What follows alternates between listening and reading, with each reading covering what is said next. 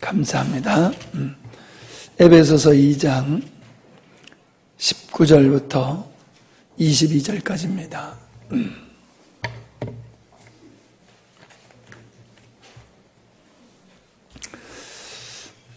(2장 19절로 22절) 그러므로 이제부터 너희는 외인도 아니요 나그네도 아니요 오직 성도들과 동일한 시민이요 하나님의 권석이라. 너희는 사도들과 선지자들의 터 위에 세우심을 입은 자라. 그리스도 예수께서 친히 모퉁이 돌이 되셨느니라. 그의 안에서 건물마다 서로 연결하여 주 안에서 성전이 되어가고 너희도 성령 안에서 하나님이 거하실 처소가 되기 위하여 그리스도 예수 안에서 함께 지어져 가느니라. 아멘. 우리는 앞서서 그리스도와 화목한 하나님의 백성들, 성도들과 하나된 그러한 이방인과 유대인이 하나된 그러한 세 사람을 우리가 보았습니다. 그들을 우리는 구원받은 하나님의 백성들이다. 우리가 그렇게 얘기를 합니다. 근데 오늘 이 말씀 속에서는 그 개인적인 하나님과 화평한 그 사람들이 단체적으로 그리스도 안에서 연합을 이루는 모습을 볼 수가 있습니다. 앞에서도 한 세 사람이라고 하는 그 세 사람이라고 하는 것은 개인적으로 보면은 그가 예수 그리스도를 영접함으로 하나님의 자녀가 되었지만은 그는 단독적이지 않다라고 하는 겁니다. 우리가 하나님의 자녀가 됐다라고 하는 것은 그 근거가 동일하기 때문입니다. 예수 그리스도로 말미암아 그분의 보혈로 말미암아 우리가 죄사함 받았고 성령으로 그 부활하신 예수 그리스도의 영이 우리에게 있는데 그건 나에게만 있는 것이 아니라 예수님을 영접한 모든 자에게는 같은 성령이 계시고 같은 영이 계신다는 겁니다. 우리 몸이 지체가 다 다르지만은 그 지체가 충돌하지 않는 것은 한 몸 안에 있기 때문인 것과 같이 우리가 서로 다른 인격체로 있지만은 서로 다르지 않는 것은 머리 대신 그리스도 안에서 있기 때문입니다. 삼위일체 하나님이 각각 다른 위에 계시면서도 삼위일체 하나님은 절대로 충돌하지 아니하시고 하나 되셨던 것은 그 하나님의 본질이 같기 때문이었던 것과 같이 중요한 얘기입니다. 그와 같이 우리 예수 믿는 사람들은 각각 다른 인격자지만은 우리를 하나님의 자녀 되게 하신 그 분은 같은 그리스도요, 같은 성령이요, 같은 하나님이요, 같은 말씀이라는 겁니다. 다시 말씀드리면요, 우리 지체는 서로 다툴 수가 없습니다. 이견이 있을 수가 없습니다. 한 머리 안에 있기 때문이에요. 그러면 우리가 개인적으로 예수님을 믿어서 하나님의 자녀가 됐다라고 하지만은 그리스도와 연합하여 새 사람 된 나는 그 새 사람이라고 하는 것은 단체적인 한 사람을 얘기하는 것이 되는 거예요. 개개인이 예수님을 영접해서 하나님의 자녀가 되지만은 이방인과 유대인이 하나 된다라고 하는 것은 이미 한 사람 이상입니다. 그건 단체를 얘기하고 있는 거예요. 이방인, 유대인, 이 세상에 예수님을 믿는 모든 사람들을 가리켜서 한 사람, 한 몸 이렇게 표현하고 있는 겁니다. 그럼 보세요, 여러분. 우리가 같은 주 안에 있고 그 주님이신 그분의 통제 아래 우리가 있다라고 하면은 우리는 서로 다를 이유가 없어요. 생각이 다를 수가 없습니다. 오늘날 교회가 이렇게 분열이 되고 서로 다르고 교리도 다르고 신앙생활이 다르며 여러 가지 다른 면을 많이 가지고 있는 이유가 어디 있다고 생각하십니까? 우리는 생명이신, 우리를 하나님의 자녀 되게 하신 그 생명 되시고 사망의 법을 이기게 하시는 그 생명의 법을 쫓아 살면은요, 우리는 절대로 다를 수가 없습니다. 하나 될 수밖에 없는 겁니다. 여러분, 가깝게 생각하셔서 여러분하고 잘 맞는 사람을 한번 생각해 보세요. 잘 충돌하지 아니하고 무슨 어떤 사안을 얘기해드려도 이견이 없이 잘 통하고 그냥 뜻이 일치해요. 그러면 그분은 생각이 같기 때문에 그렇거든요. 가치관이 같고 생각이 같기 때문에, 목적이 같기 때문에 그런 거예요.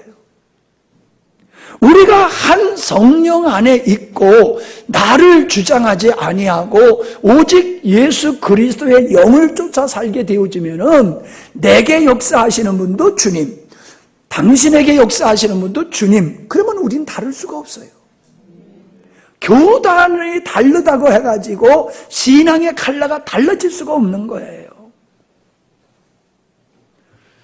하물며 그분 안에서 한 목사님, 한 교회에서 말씀을 양육하면서도 우리가 서로 다르다라고 하면요, 우리는 개인적으로 놀고 있는 거예요. 자기 생각을 따라 살고 있는 거예요. 이걸 우리는 깊이 생각해야 됩니다. 예수님을 믿는다라고 하는 것은 하나님이 창조주여 예수님이 구세주라고 하는 것으로 머물러서는 절대로 안 됩니다. 예수님을 믿는다고 하는 것은 예수님이 구세주일 뿐만 아니라 그분이 나의 머리 되셔야 되고 그분이 나의 생명 되어주시는 삶을 사는 것이 이게 구원받은 자의 삶입니다. 나는 구원받았다라고 하고 여전히 내 마음과 내 생각과 내 뜻을 관철하는 삶을 산다라고 하면 그거는 구원받은 자의 모습이 아닙니다. 저는 그냥 교회가 화평하고자 이런 얘기를 하는 게 아닙니다. 원리가 그런 거예요. 생리적인 것과 같이 우리는 한 성령 안에 있으면은 개개인의 특성이 나타날 수가 없어요. 개개인의 성향을 따라서 교회가 분리될 수가 없어요. 모든 것이 그리스도 앞에 파해져야 되는 겁니다. 늘어나지는 거예요. 그리고 오직 주님이 인도하심을 따라 살아가는 그 한 사람, 그 한 사람은 절대적인 우리 주님 앞에 순종하는 사람이라는 거예요. 하나님의 뜻을 이루기 위해서 오직 헌신하고 순종하는 사람이 바로 그 한 사람입니다. 그 한 사람의 영광스러운 교회가 되어지는 것이라는 거예요. 혹시 목사님이 성도들이 잘 순종 안 하니까는 그 순종 안 하는 것 때문에 속상해할까 이렇게 생각하시는 분이 계실지 몰라요. 순종 안 해서 내 뜻대로 안 돼서 속상한 게 아니라 순종하지 않는다는 것은 자기가 머리 되어서 자기 뜻대로 살고 있다고 하는 거예요. 그것이 염려스럽고 그것이 문제되기 때문에 염려하는 것이지 다른 게 있는 게 아니에요.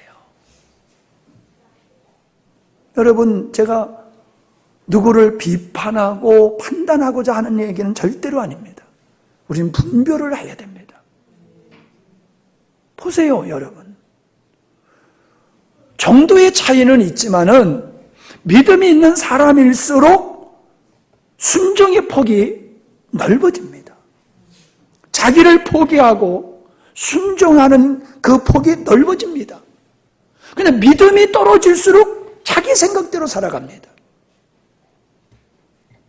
믿음이 떨어질수록, 믿음이 없을수록 자기 생각대로 살아가요.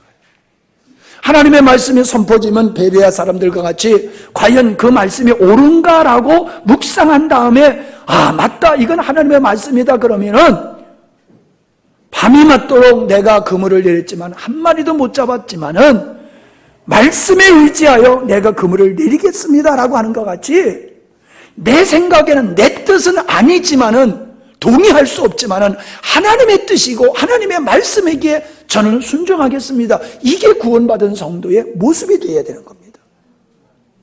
근데 구원받았다고 하면서 여전히 내 기호와 내 감정과 내 경험, 내 지식, 내 원함을 따라서 살아간다는 것은 그건 구원받은 자의 모습이 아니라는 거예요.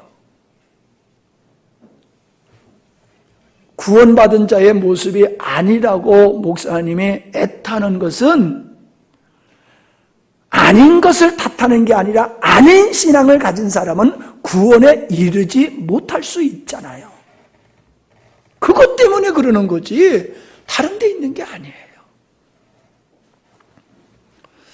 우리는 이 부분을 고난주간을 통해서 더 명확하게 해야지 됩니다.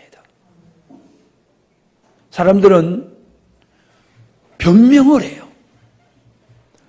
우리는 하나님을 믿는다고 하지만 형편을 따라 살아가야 된다고 생각을 해요. 신앙은 자유이기 때문에 내 마음에 내켜야지 하지 내 마음에 내키지 않은 것은 안 해도 된다고 생각을 해요. 그렇지 않습니다. 신앙은 자유가 아닙니다. 이건 필연적인 것이지 내가 믿고 싶으면 믿고 믿기 싫으면 안 믿을 수 있는 게 기독교 신앙이 아니에요. 순종이라 말씀하시기도 하고 복종이라 말씀하시는 이유가 어디 있습니까? 순종은 자발적으로 하지만 복종은 싫어도 하는 거예요. 율법은 싫어도 하는 차원이었어요. 그러나 우리는 예수 그리스도의 생명이 우리 안에 임함으로 말미암아 우리의 체질이 바뀌어진 거예요. 그래서 하나님이 기뻐하는 것을 나도 기뻐하고 하나님이 싫어하는 것을 나도 싫어하게 되어 있어요. 그렇기 때문에 우리는 순종할 수밖에 없습니다. 복종하는 게 아니에요. 아직도 복종하는 사람이 있는데 복종이라도 해야 되는데 복종도 안 해요. 형편 따라 자기 존대로 자기 기분대로 그러면서 나 예수 믿는데요. 그런 예수 믿는 거 없습니다. 왜 우리가 능력 있는 삶을 못 살아갑니까? 살아계신 하나님이라고 하는데 참 제가 요즘 마음이 좀 무거워요. 내 기분 같아서는 주님이 역사 안 할 것 같거든요. 그런데 남아공에서 선교사님이 아이가 풍토병 때문에 힘들다고 전화가 와가지고 참 마음은 별로 그렇게 기쁨이 충만하지 않는데도 참 믿음으로 간절히 기도했어요. 그랬더니 문자가 왔어요. 아주 많이 좋아졌다고. 그래서 어저께 2번 기도해줬고 오늘 저녁에도 예배 마친 다음에 또 전화해가지고 기도해주기로 했는데 내 마음은 기분이 어떠하든지 내 감정은 어떠하든지 하나님을 인정하고 하나님을 향한 믿음을 가지고 행했을 때에는 하나님이 역사하시더라는 거예요. 우리는 날마다 내가 온전하지 않지만은 순간순간 우리가 넘어지고 우리의 감정이 다운이 되어지고 참 주님을 향한 기쁨도 사라지고 그럴 수 있어도 그럼에도 불구하고 우리가 생각과 마음을 돌이키고 하나님 앞에 나갔을 때 하나님은 역사하시더란 말이에요. 그러니까 날마다 우리는 이 경험이 있어야 돼요. 주님이 나와 함께 하시는 경험. 주님이 나와 함께 하시는 경험. 그게 구원받은 자예요. 교리적으로만 하고 삶 속에서 주님과 나를 구원하신 그 주님, 내 안에 계신 그 주님이 나타나지 아니하고 주님이 내 안에서 역사함이 날마다 경험되지 않는다라고 하는 것은 주님으로부터 독립하여서 사는 거예요. 독립하여서. 그건 구원받은 자의 삶이 아니에요. 구원은 주님과 연합된 것이 구원이지 주님과 분리되어 있는 건 그건 구원의 모습이 아니에요. 그리고 한 몸, 한 사람 안에서 우리는 그 유기적인 관계 속에서 살아야지 단독적으로 살아가서는 안 되는 거예요. 주님은 이 땅에 교회를 세우시고 교회 가운데서 일하고 계시고 교회를 통해서 구원하시고 교회를 통해 은혜 주시고 교회를 통해 우리를 양육하시고 계세요. 그 교회를 떠나서는 안 됩니다. 절대로 교회를 떠나서는 은혜를 입을 수가 없어요. 아무리 주일 성수 잘한다 할지라도요, 교회 안에서 성도들과 유기적인 관계를 친밀하게 가질 때에 그 신앙이 건강하게 크지요. 주일날 나와서 예배만 딱 드리고 성도 간에 깊은 교제가 없으면요, 공급이 없어요. 공급이. 특별히 목사님하고 밥을 많이 같이 먹는 게 좋아요. 목사님하고 밥 한 번 먹고 나면 왜 이렇게 가까워지는지 몰라. 그죠?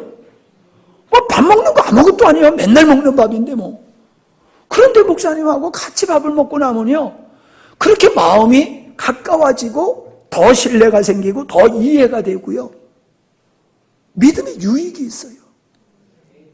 목사님과 성도들과 우리는 스스로 누가 나를 찾아와서 나에게 밥 사주고 나에게 인사해주고 나와 가까이 해주기를 기다리지 말고 서로가 먼저 섬기는 일을 하세요. 서로가 먼저 섬기는.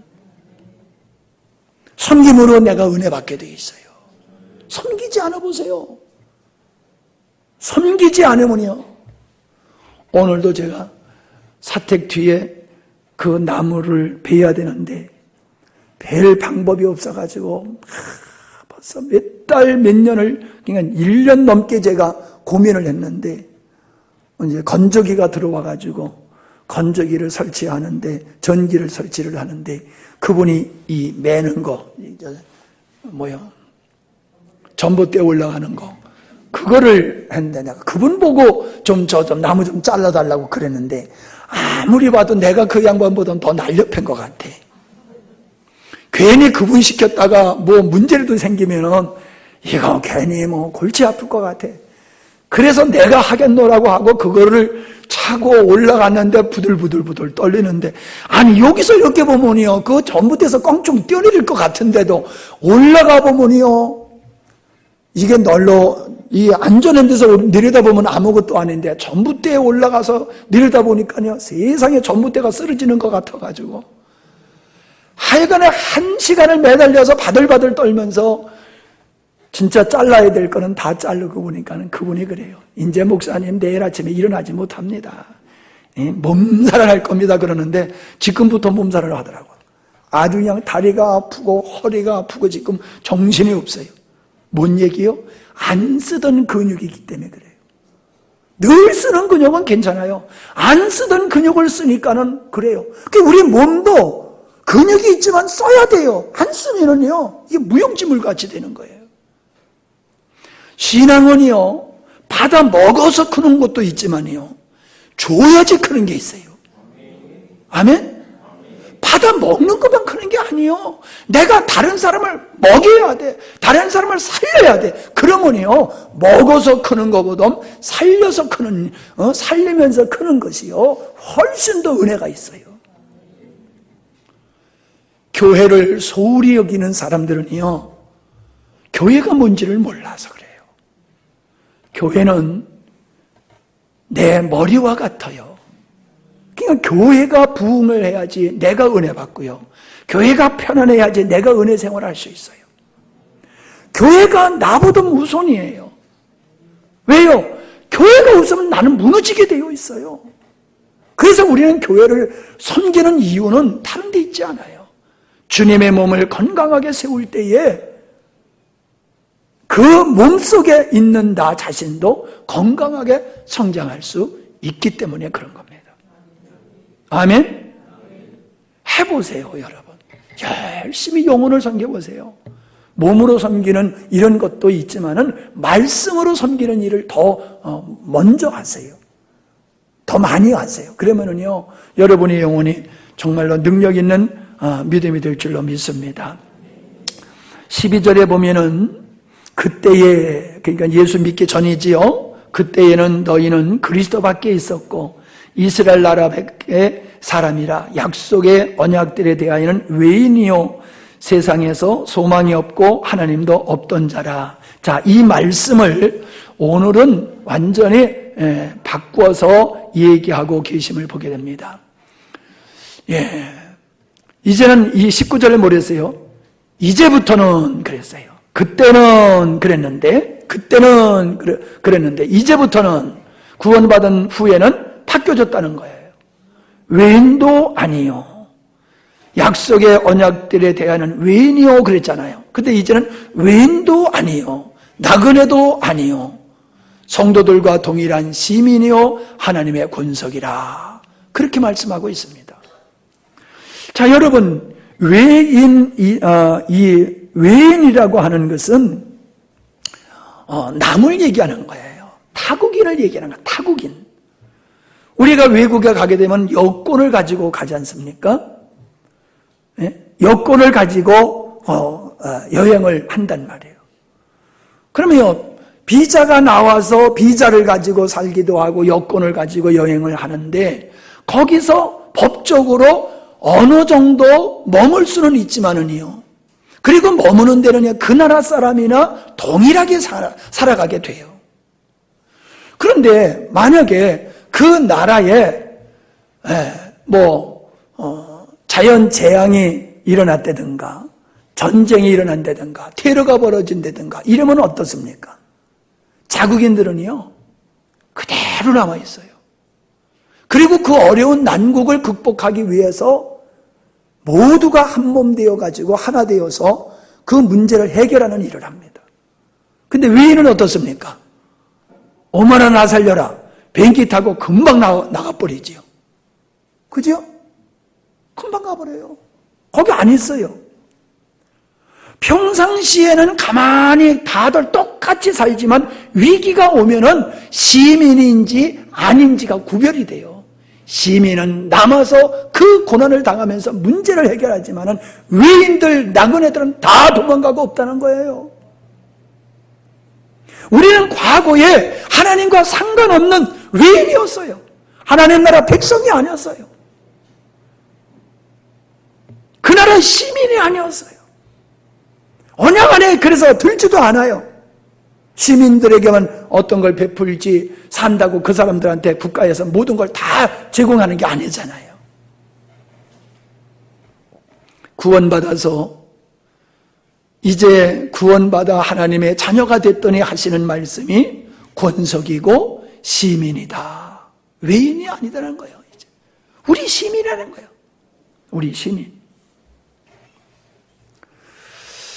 요한일서 2장 19절에 보니까는 저희가 우리에게서 나갔으나 우리에게 속하지 아니하였나니 만일 우리에게 속하였다면 우리와 함께 거했거니와 저희가 나간 것은 다 우리에게 속하지 아니함을 나타내려 함이라. 교회에서 떠난 사람을 가리키는 거예요. 교회에서 떠난 사람은 왜 떠났느냐? 그는 원래 우리에게 속한 자가 아니었어. 그는 외인이었던 거야.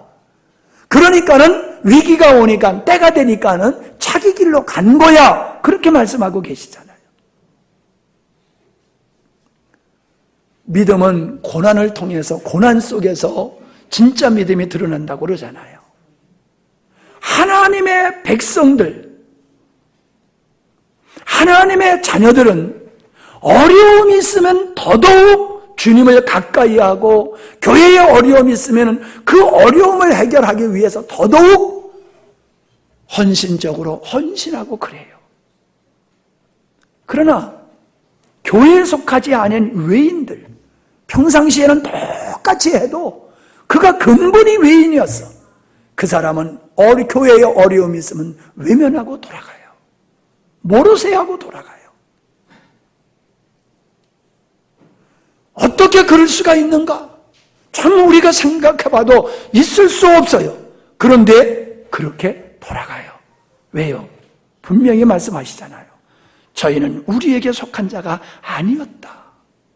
그렇기 때문에 우리를 떠난 거다. 그렇게 말씀하고 있습니다. 변절자라는 거지요. 하나님의 시민들은 통치자와 국가의 법을 준수하며 책임과 의무를 감당하는 삶을 살게 되지요. 권리만 주장하는 사람은 건강한 국민이 아닙니다. 국민은 자기에게 주어진 기본적인 의무를 감당해야지 되는 거지 않습니까? 마찬가지입니다.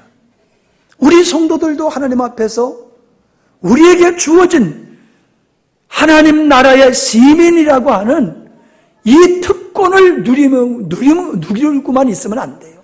특권을 누리는 우리에게는 책임과 의무가 있다는 거예요. 여러분, 집사로 임명을 받으면 집사로서의 사명을 감당해야 돼요. 집사로 임명을 받고도 집사로서의 사명을 감당하지 않는 것은 그거는 집사라고 하는 직을 가볍게 여기는 거고 집사의 직을 임명한 목회자와 교회를 우습게 여기는 거예요. 내가 집사의 직분을 감당하지 않으려고 하면은 집사를 받지 말아야 돼요. 사용해야 돼요. 근데 집사직은 받아놓고 집사의 직분을 감당하지 아니하는 것은 스스로의 격을 떨구고 교회의 질서를 망가뜨리는 것이 되는 거예요. 뿐만 아니라 시민은 나라의 보호를 받게 된다라고 하는 겁니다. 두 번째는 한 권석이라고 그랬잖아요.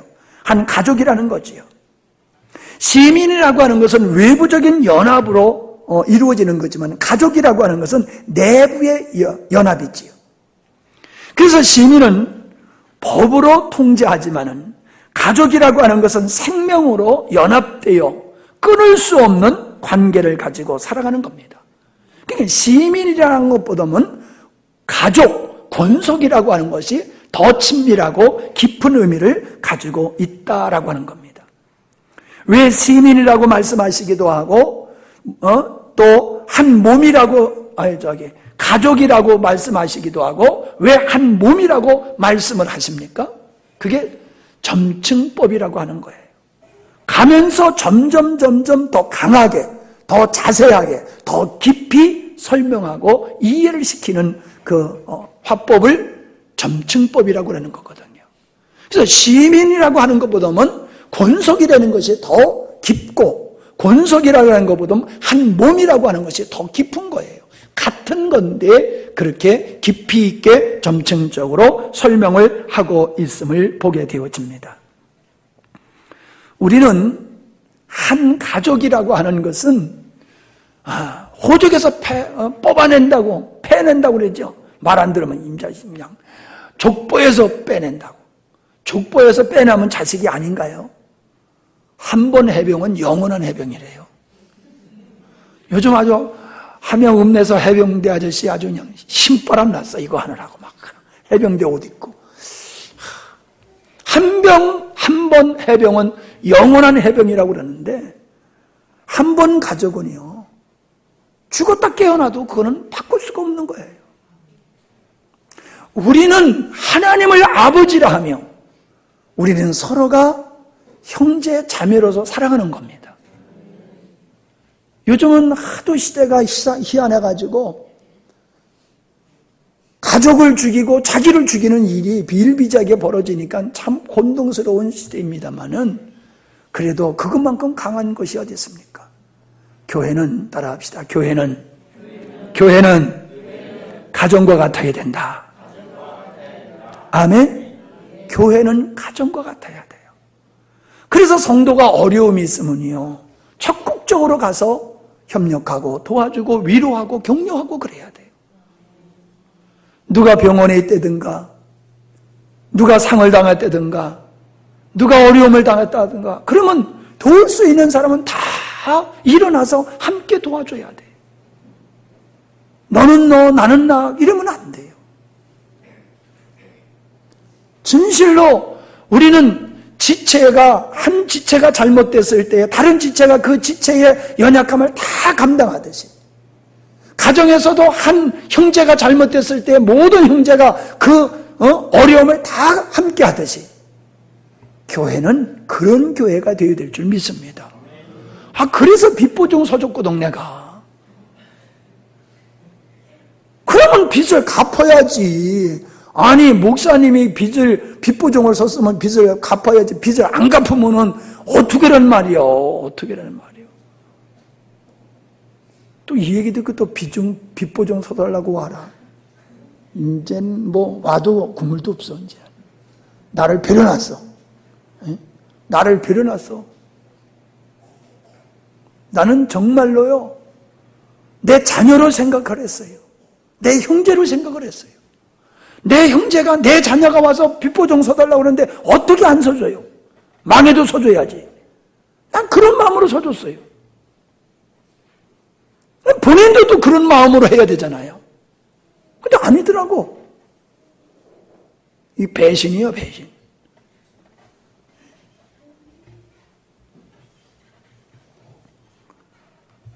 손해봐도 우리는 한 가족같이 살아야 됩니다. 아멘? 예. 성도 간에 돈 꿔주고, 예? 이자 받고, 하여간에 성도들 간에는요, 돈 거래하지 마세요. 돈을 그냥 줄지언정 꾸어주진 마세요. 꾸어주면요, 반드시 시험당하게 있어요. 사람이 못 갚는 것은 돈이 없어서 마음이 없어서 못 갚는 게 아니라 돈이 없어서 못 갚는 거거든요. 그러면 돈이 잃고 사람이 잃고 다 잃어버리더라고요. 내가 빚보증 쓴 사람 다 잃어버렸어. 돈도 잃어버리고 사람도 잃어버리고 다 잃어버렸어요. 애시당초에 그냥 줘버렸으면 괜찮을 텐데. 줄 거나 있어야지. 뭐 도장밖에 줄 게 뭐 있어야지. 세 번째는 뭐예요? 거룩한 전이다 라고 얘기를 하고 있습니다. 베드로전서 2장 5절에 보니까는 너희도 산돌같이 신령한 집으로 세워지고 예수 그리스도로 말미암아 하나님이 기쁘게 받으실 신령한 제사를 드릴 거룩한 제사장이 될지니라. 고린도전서 3장 11절 이 닦아둔 것 외에는 다른 터를 닦아둘 자가 없으니 이 터는 곧 예수 그리스도라. 고린도전서 6장 19절 너희 몸은 너희가 하나님께로부터 받은 바 너희 가운데 계신 성령의 절인 줄 알지 못하느냐. 너희는 너희 것이 아니니라. 우리는 성도 그리스도 안에서 한 사람인 그 한 사람을 성전이라고 얘기를 하고 있습니다. 왜 그렇습니까? 구약의 성전에는 하나님의 임재하신 거예요. 지금 그분은 어디 계십니까? 사람의 손으로 짓지 아니하는, 사람이 지은 이런 예배당이 아닌 우리의 심령을 전으로 삼고 우리 안에 계시다는 거예요. 내 안에 계시고 내 안에 계시고 우리 각자가 성전이에요. 이 각자 성전이 하나로 모여서 영광스러운 교회라고 하는 성전을 이루고 있는 거예요. 예수님이 십자가에서 왜 죽으셨습니까? 성전을 정결케 하셨잖아요, 예수님이. 우리를 정결케 하신 다음에 당신이 거하시는 거예요. 당신이 우리 안에 영원히 거하시기 위해서 모든 죄를 청산하시고 그리고 우리 안에 계시는 거예요. 그래서 예수님을 모신 우리 모두 한 사람 한 사람이 모여서 그리스도 안에서 한 사람을 이루는 성전이 되어지는 거예요. 그래서 성전은 거룩한 것이다. 성전을 더럽히면 안 된다라고 하는 것은 예배당을 더럽히면 안 된다는 게 아니에요. 우리의 삶을, 우리의 몸을 거룩하게 만들어야 된다는 거예요. 우리의 생활도 거룩하게 될 뿐만 아니라 우리 몸을 더럽히면 안 된다는 거예요. 죄로 더럽히거나 아니면 술, 담배, 마약, 동성애 같은 그런 것으로 우리 몸을 망가뜨리면 안 된다는 거예요. 왜? 주님이 거하시는 성전이기 때문에. 아멘? 그러니까 우리가 성전이니까 우리도 거룩해야 될 뿐만 아니라 우리가 모인 영광스러운 교회라고 하는 교회는 거룩해야 될 줄 믿습니다. 여기 말씀해 보면은 함께 지어져 가느니라. 22절 마지막에 보면은 함께 지어져 가느니라. 건물을 짓는 것을 보세요. 벽돌 위에 벽돌이 서로 연결이 되어져 가지고 한 덩어리가 되어지잖아요. 한 덩어리가 돼요. 모래가 따로따로 있는 게 아니에요. 시멘트를 통해서 하나가 되어서 그냥 건물로 하나가 돼버리고 말지 않습니까? 근데 여기서 지어져 간다라고 하는 것은 그냥 건축의 의미가 있는 게 아니에요. 길러지다, 자라나다 그 뜻이에요. 지어져 가느니라 그냥 건물로 표현했을 뿐이지 성도 한 사람 한 사람이 예수 그리스도를 닮은 성숙한 그리스도인으로 자라나는 것을 의미하는 거예요. 그러니까 우리는 살아있는 사람은 자라잖아요. 살아있는 사람은 움직이잖아요. 그러니까 교회는 자라나야 돼요. 교회는 자라야 돼요. 두 가지로 자라야 돼요. 자라려고 하면 태어나야 되잖아요. 태어나면 어떻게 자랍니까? 그러니까 전도를 통해서 외적인 부흥이 있어야 돼요. 두 번째는 전도한 그 영혼들이 예수님을 닮아가는 성숙함으로 자라나야 돼요. 이 두 가지가 교회가 건강한 모습을 나타나고 있는 모습이에요. 교회가 자라지 아니하면 안 돼요. 교회가 진정 성숙하고 큰 교회가 되는 거는요, 숫자가 많아서 큰 교회가 아니에요. 태어난 아이는 쑥쑥 자라나잖아요. 쑥쑥 자라나요. 나무도 올라가서 이렇게 보니까요, 저 나무가 요만했던 나무예요. 그거를 아저씨가 베려고 그러길래 베지 말라고 그랬는데 그 나무가 커가지고 지금 아람들이가 됐어요. 아람들이. 참나무도 아람들이가 되고 소나무도 가서 안아보니까 아람들이에요. 나는 늙고 그건 크고 그렇더라고. 나무가 얼마나 컸는지 몰라요. 살아있으니까 그렇게 커요, 나무가. 교회는요, 교회가 지난번 옥동교회 우리 40주년 가서 우리 같이 임직하는 데 가서 축하하고 같이 좋은 시간을 보냈지만요, 40년이면요 중년이요, 중년이 이제 청년이 넘어서 우리가 91년도에 교회를 개척했어요. 교회가 연수가 더하면 더할수록요 성숙해져야 돼요. 교회가 성숙해져야 돼요. 그 교회가 성숙하다는 것은 교회가 교회다운 거. 교회가 교회다운 게 뭐예요? 성도 한 사람 한 사람이 예수 그리스도를 닮아가고 그리스도 안에서 유기적인 관계를 가질 때에 그 교회는 자라나게 되어 있는 겁니다. 아멘? 그 우리 강영인 집사님이 이제 부산에서 있다가 함양으로 오셨잖아요. 예, 거기서도 자랐지만 여기 와서는 더 잘 자라야 돼. 이제 고향 밭으로 왔으니까 그냥 쑥쑥 자라야 돼. 근데 그냥 자라요? 물 줘야 되고 거름 줘야 되고 돌봐줘야 돼요. 여러분들이 지극정성으로 돌봐줘가지고 잘 자라게 해야 돼요. 이은영 자매가 이제 새로 나왔잖아요. 그분하고 여러분 인사 다 했어요? 정말로요. 예? 이산가족 만나는 것 같이 그렇게 반갑게 가서들 인사 좀 해야 돼요. 아, 나 경상도 사람 마음에 안 들어. 땡 해가지고 왔어? 아, 마음에 안 들어 진짜네. 좀 새로운 분이 오면요 좀 살갑게 좀 하세요. 좀 다정하게 좀 하세요. 얼마나 귀한 영혼입니까? 천하보다 귀한 영혼이 왔으니 정말로 여러분이 그냥 쓸개라도 빼줄 정도로 그냥 사랑하고 섬기고 좀 그러셔야 되잖아요. 전화 좀 해보셨어? 밥이라도 좀 같이 먹자고 좀 해보셨어? 누군가 알아서 하겠지. 잘하는 건 돌봐야지 잘해요. 돌보는 사람이 있어야 잘하지 돌보지 않는데 어떻게 잘하느냐고요. 돌보는 거는 가깝게 있는 사람들이 돌보는 게 가장 좋아요.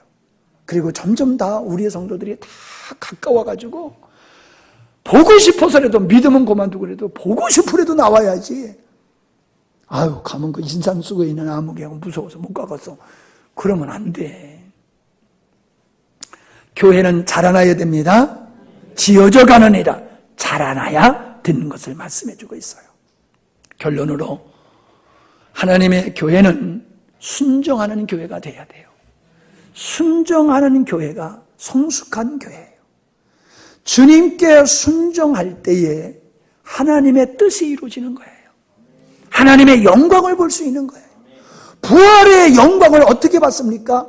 하나님의 뜻에 순종하여 십자가를 지셨기 때문에 부활의 영광을 보실 수 있었던 거예요. 죽음이 없이, 죽음이라는 순종 없이 부활이라는 영광을 볼 수가 없는 거예요. 여러분, 하나님의 말씀에 순종하시기를 바랍니다. 순종하셔야 돼요. 제가 목사이기 때문에 이런 말하기가 조금 그렇지만 목사의 말에 순종하지 아니하고 믿음 성숙한 사람 못 봤어요.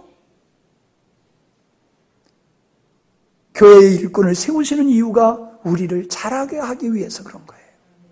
그러니까 뭘 잘 모르면요 아주 간단해요. 따라합시다. 시키는 대로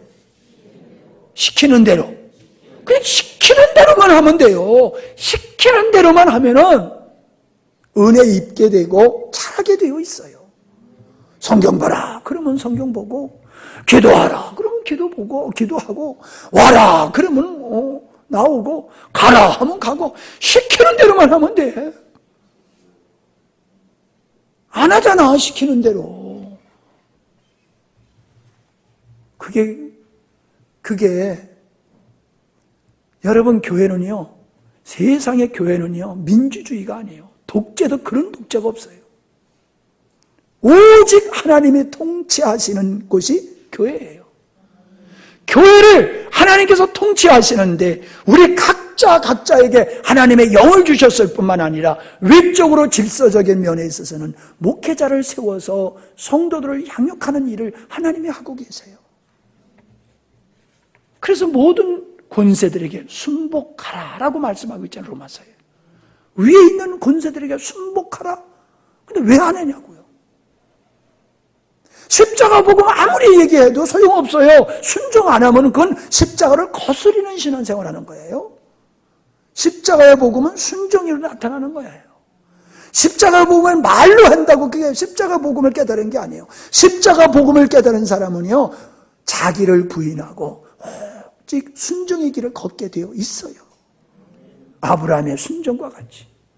성경에 하나님의 영광을 본 모든 사건들을 보세요. 순종을 통해서 하나님의 영광을 받지 자기 멋대로 해서 하나님의 영광을 본 사람이 있습니까? 그들이 선지자의 말을 순종했고 지도자의 말에 순종함으로써 하나님의 영광을 받지, 너도 인간이고 나도 인간인데 내가 왜 당신의 말을 들어야 돼? 그런 사람들은 순종 안 했어요. 데살로니가 교회는 사도 바울의 사도들의 말씀을 하나님의 말씀으로 받았다고 그랬어요. 이거는 사도들이 기록한 말씀만 얘기하고 있는 게 아니잖아요. 기록한 말씀 외에 권면하는 말씀도 해당되는 거예요. 권면하는 말씀도 하나님의 말씀으로, 위로하는 말씀도 하나님의 말씀으로, 경책하는 말씀도 하나님의 말씀으로 받아들였단 말이에요. 그분들이 완벽해서였겠습니까? 하나님이 세운 사람이들이기 때문에 하나님이 쓰시는 사람이니까. 그러니까 순종했던 거예요. 그게 맞는 자세예요. 여러분, 성숙하게 자란 신앙의 모습은 뭐라고 그랬어요? 순종이다. 아멘? 그러니까 목사님이 죽어라 그러면 어떻게 해야 돼요? 그렇지, 죽으면 안 돼. 죽는 신용만 하세요. 에? 죽으면 안 돼. 죽는 신용을 하세요. 그 죽는 신용이라는 게 무슨 뜻인지 아시죠? 예. 토달지 마세요. 토달지 마세요. 목사님이 잘못하면요, 순종해서 그 잘못에 순종을 해서 이단이 아닌 이상 내 뜻에 좀 다르다고 해서 순종해서 손해볼 거 없어요. 저희가 기도 사역을 하면서 말씀을 권면할 때에 순종하는 사람들이 하나님의 영광을 받지, 순종하지 않는 사람들은 하나님의 영광을 보지를 못하고 있어요. 하나님의 영광을 보는 사람들이요, 그냥 말씀하면 아멘, 토 안 달아요. 그냥 아멘 하고 그대로 순종해요. 그런 사람들은 하나님의 영광을 보는 걸 제가 옆에서 봐요. 여러분도 오후 예배 가지 말아라, 오후 예배 드리라 그러면요 예배 드려야 되는 거예요. 목사님이 저렇게 말씀하시는데 근데 안 그러잖아요. 가고 싶은 사람 다 가잖아요. 기분 나빠서 그러는 게 아니에요. 순종을 안 하는 신앙은 바른 신앙이 아니에요. 건강한 신앙이 아니에요. 오후 예배 드려라는 게 뭐 나 기분 좋게 하기 위해서 나무라는 얘기가 아니잖아요. 집에서도 말씀을 안 보내. 그저 주일날 오전, 오후에도 하나님의 말씀을 듣고 신앙에 바로 서게 하기 위해서 그러는 거지 다른 게 있는 게 아닌데 뭐가 그렇게 바쁘다고? 바쁜 거 아니에요. 내가 누구한테 그래서 수요일날 나오라고. 글쎄요. 뭘 글쎄요. 바빠요? 아니래. 근데 수요일날은 가기 싫어. 내가 가기 싫은 거야, 수요일날. 그러니까 안 오는 거야. 안 올 수밖에, 못 올 수밖에 없는 상황이면 몰라. 집에 있으면서도 가기 싫으니까 안 오는 거예요. 가기 싫어도 목사님이 수요일날 나오셔야지 믿음이 더 성장할 수 있습니다. 그러니까 나오십시오. 그러면 싫어도 나와야 돼. 싫어도. 그러다 보면 은혜를 입게 되어 있어요.